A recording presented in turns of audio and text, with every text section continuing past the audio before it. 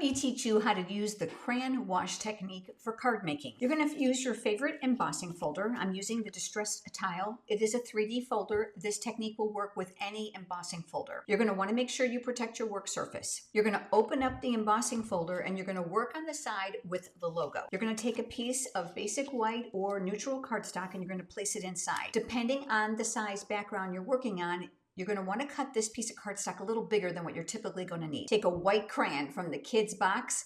Make sure you're going to be using it straight up and down on the paper. So the whole part of this crayon is going to rub. We are going to rub right over the cardstock. I am pressing the crayon into the paper. I know it's going to be impossible to see on camera, but the waxy finish from the crayon is being picked up onto the cardstock and it's picking up the texture of the embossing folder from the other side. Once you're finished, go ahead and pick up your cardstock, give it a little tap to remove any of the crayon, tap off the embossing folder as well.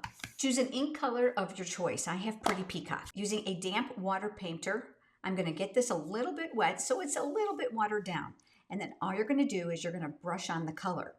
The color is going to resist where there is wax.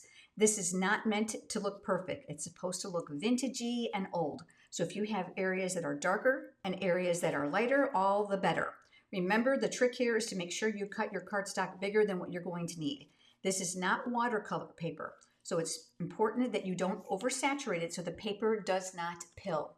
Once it's dry, which is literally under 1.5 minutes, you can go ahead and cut it and use it on your card as a background or die cut it into an incredible shape.